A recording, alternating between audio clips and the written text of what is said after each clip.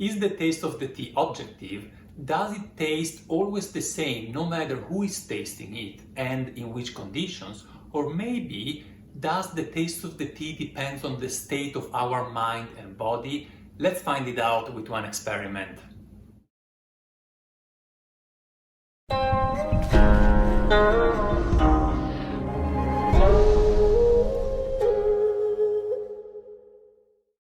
Hi guys, this is Gabriele from nannuoshan, where we share the pleasure of drinking and discovering genuine farm tea. And if you, like us, also are looking to expand your tea knowledge and brewing skills, make sure to click on the subscribe button and give us a thumbs up if at any point of time you enjoy watching.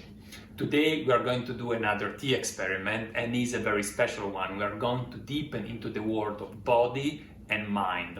And there are, for example, professional tea tasters that taste maybe hundreds of tea in a single day, and within a few seconds they are just sipping the tea, and they are able to tell you if the tea is good or not. And this is something that I also have to do a little bit when I'm going to China and I source tea. And there are also other tea lovers that just even by tasting the tea, sometimes even by just looking at the leaves of the tea, they can tell you if it's good or not. So they think that the taste is very objective, and their arguments are that the components in the leaves are always the same. If the leaves is the same, you steep it in the water in exactly the same condition, and if those conditions are the same, like water temperature, steeping time, and so on, then the taste is exactly the same. There are other people, though, that are more keen to refer to the tea drinking experience. They say that the taste of the tea depends very, very much on their mood, for example, on aesthetical aspects, on the harmony in the environment around them, maybe it can change also if you are meditating while you are drinking tea, or maybe you are in a different state. So for them, the taste of the tea is not objective. It can change drastically depending on their state of mind and body. So who is right? Let's find it out together in a tea experiment. First of all, rules of engagement. You certainly belong either to one or the other class, and you want to be true to yourself. You don't want to lie to yourself, and you want to be very open-minded to do this experiment. So if you are an objective type, try to use your objectiveness to understand if in this experiment, where we will taste the same tea twice, you will really find some differences. Be open to that. And if you are sure you will see some differences, really take care about that and make sure you are, and you're not just thinking of tasting some differences. So say that what you have to do, you have to choose a tea. Of course, it's not only doing the experiment, we need also to choose the tea. And you want to choose the tea that is very complex. You want to choose a tea that is complex. You want to choose, even more important, a tea that you don't know. You don't want to choose your everyday tea or a tea that you have already drunk. You want to drink this tea for the first time for this experiment. And it's even better if you choose a tea that, how can I say, that is a bit different than what you would usually drink. So for example, if you are into green tea and you don't really like pu'er, let's go for a pu'er, but really a good one. Some pu'er that people write about and they say is really a good one. And if you're into pu'er, what about choosing a green tea, but a very exclusive one, the best green tea that you can find out there on the market? Moreover, as we will taste tea, the same tea in two different states, you want to exaggerate these two different states. Even if you end up drinking tea in a condition that will not really happen in real life, that doesn't matter. You want really to exaggerate the difference, find out if there is a difference in taste, and if there is a difference in taste, even between two states that are a little bit closer, there will be a difference, just a smaller one. So let's start with the first part. In the first part, you want to put yourself under stress. So there are many ways of doing that. For example, if you work in the office and it is a Friday and you are tired of your week and you have really a tough Friday, let's work an additional 2 hours on that Friday evening, do that one task that is still outstanding. You go back home, you are very tired, and you do your first tea tasting in this stressed state of mind. Or for example, do something that you usually don't do. For example, have a night where you sleep less, or if on Friday night you go out for a party and you come back very late at home or even very early in the morning, instead of going to bed, drink a tea and see how it tastes. As for me, I just came back from a jog. It was really a hard run. I did intervals today. I usually don't do intervals in this time of the year. The last time was more than 2 months ago. It was really tough.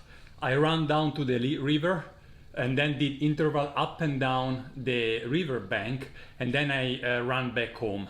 And just to give it a little bit of a push, the last kilometer I did another sprint until I arrived at home. And I also didn't drink before I started the jog. Usually I always drink some water before I go out, especially in summer, it's really hot.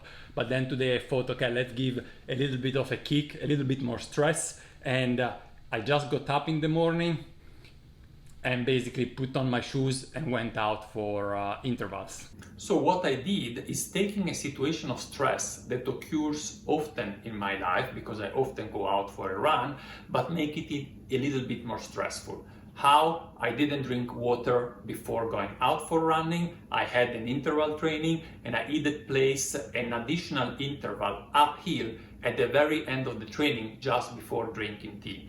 And this is important, that your moment of stress is very close to your drinking experience. If possible, actually, you want to drink tea while you are stressed. I couldn't drink tea while I was running, but I did it just right after. By the way, the water is already boiling. When I entered the flat, the first thing I did, I put on the kettle, and just in a minute, and then I will start drinking this tea. Running, especially long run and intervals, strongly affect your body. But not only your body, it's really also your mind that is affected. When you are in that situation of stress, you are not really able to think clearly. Your thoughts are confused, you are tired, and at the same time you are vigilant. It's like a situation in between where you can be really at the same time tired and vigilant. You are confused and you are not able really to think clearly. All right, the water is boiling. How do I do? I have 4 grams of leaves here. Fairly dark actually. And one thing I know, I am super thirsty.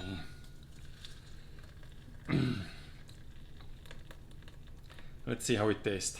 First time actually I drink tea right after a run. And I have of course to do it here standing next to the kitchen, because I'm completely wet. And super slippery, I don't know. Shit. Cannot hold the guy one because my hands are super slippery, and definitely I don't want to break this one here.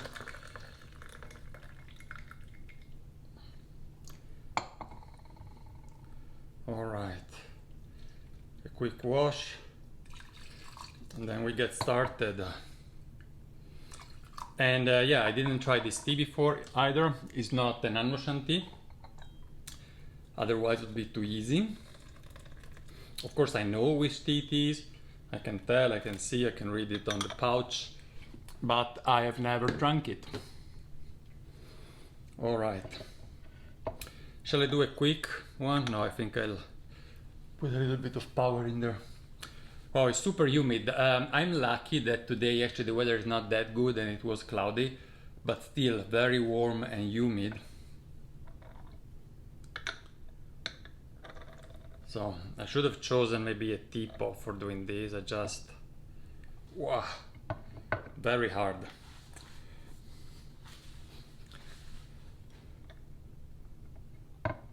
It's almost impossible. just because it's so slippery that I have to grasp it farther down. Oof. Now I know why I never did that.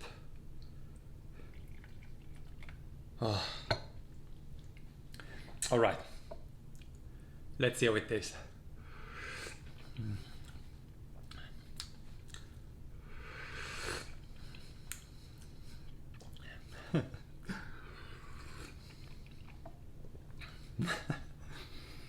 It's I mean, I'm laughing because you should try yourself. I wasn't expecting this. It doesn't taste at all. I was really surprised by the absence of taste. Actually, I expected, of course, some differences, but not to that extent. Like, for me, those first sips were really tasteless. It was, I would say, like dirty water, and at that time, I was not even able to come up with a proper description. You know what? Let me think. Yeah, I definitely could tell it is aromatic, floral, fruity, maybe a little bit floral, I would say. Yeah, now that I taste it again, sorry, I have something in my eye. Yeah, it's definitely good to have some liquid in my mouth.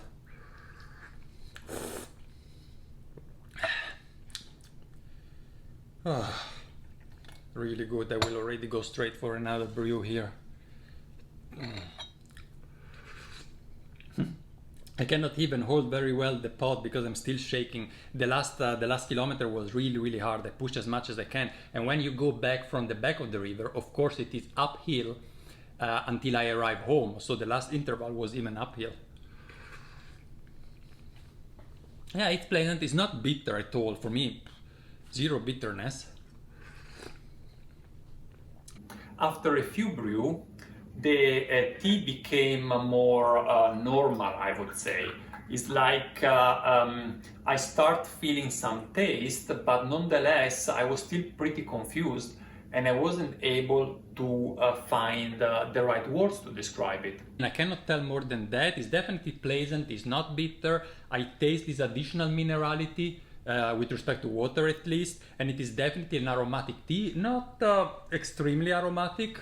Besides the lack of taste, was really the lack of bitterness that I was mostly struggling with, because with this type of tea I actually was expecting some bitterness. So what I did, I went for a longer steeping to find out if the bitterness would come out. Now it's fairly dark. Let's see if it is bitter now. I really want to understand that, but I wouldn't say so.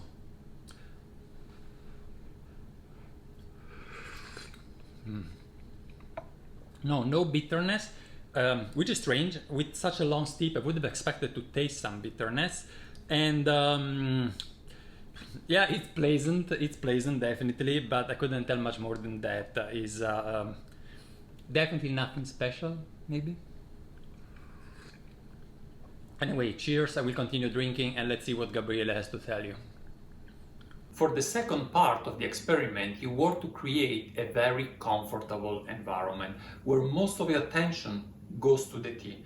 And you want to really pay attention to the details. It's very important, for example, the lighting that you are using, how do you set up your chassis, your tea table.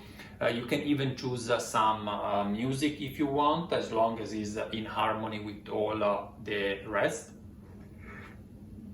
And I would say it's up to you to decide if you would like to drink tea alone or with someone else. You know if that particular person drinking tea together with you will enhance your tea experience or will be later more of a disturbance.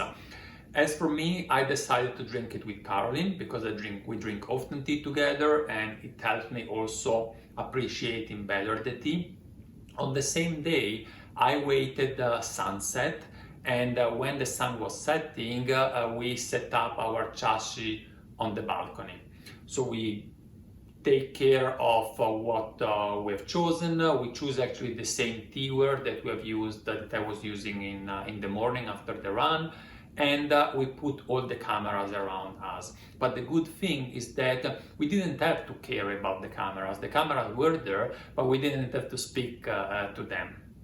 And in fact, the nice aspects of it was that sometime when we feel like we would speak to each other and exchange some opinion about the tea, but other times we could just keep quiet for very long without a problem. Sometimes we had very long breaks, a very long time where we weren't saying a word. We were just enjoying our moment, sipping our cup, looking around also, and each of us basically enjoying his and her own cup. There was no need to speak, but if we felt so, we would, of course, and we would exchange opinion about the tea as well. Es hat etwas von Oriental Beauty. And it was not only about tea, it was also all the environment around us. And sometimes we got actually distracted by the environment, but distracted in a positive way, as it was part of our tea experience. Alles Fledermäuse. Weil die fliegen immer so lustig. Bisschen durcheinander. Ah, come on. Fressen alle Moskitos. Caroline was really excited about those bats. There were maybe dozens of them flying just in front of us and all above us on the sky. Eine Battkolonie. Wow, so viele. Wow.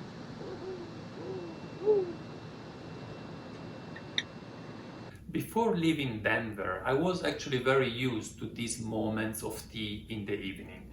It was very normal for me to come back home after work and after dinner going to my office and set up my computer for working for nannuoshan, put the tea next to me and just vary at a completely different pace than what I did during the day in the other work in the other office, just sipping tea, relaxing, enjoying the tea, and at the same time working for nannuoshan, that is also tea at the end. But with COVID-19, what happened is actually I happened to not be anymore in Denver, and I lived for 6 months in a few different places, and all out of one piece of luggage. It's a long story, but as a matter of fact, I didn't have any more those opportunities, those relaxing moments. And that's why I enjoyed particularly so our tea tasting at the sunset. We are already at our fourth steep. It's nice to drink without having to care about the cameras. And actually, I have definitely to say that the taste is quite different. It is late at night, the sun is going down, the sky is becoming darker. You see, maybe you can hear there are a lot of noises from animals, crickets maybe, and we had also some bats actually that were just flying all around us. And yeah, the taste, I have to say that what I thought it was like a dull taste and flat taste after the run, now it became on the first tip more a subtle taste with a lot of aroma, I would say. And while I was speaking, the camera stopped recording, the storage was full, and it was like the camera was saying to me, Gabriele, just stop speaking, just enjoy your tea moment and forget about the camera, forget about the microphone, and forget about YouTube. And as a matter of fact, you know, I mean, at least you know, if you have been following some of my video, I don't really consider myself a meditative person or even mindful person. I am more of the objective type. But nonetheless, I've really experienced that the tea moment, the environment around me can really influence the taste of my tea. Definitely so in this experiment, but also before that in my life. And you know when is the situation where I really experience it the most is when I taste the tea in China in a particular environment, and then I go back home with the same tea, and I have a different experience. It still remains a very good tea, but not as divine as it was in China. And I know that I had already this exchange with other friends, and they think exactly the same. I had this talk with Benjamin, I had this talk with Matthias, where they were also surprised by how the same tea tastes different in China than here, because all around us is different. So I'm really curious to know, when you do this experiment, what comes out for you. If you really think there is a major difference, if you really think there is not such a major difference or no difference at all, please go ahead and write it in the comments below. And until then, if you haven't done it so, please go ahead and subscribe our channel, and don't forget to give us a thumbs up. Thank you very much, enjoy your tea experiment, and I will see you in the next video.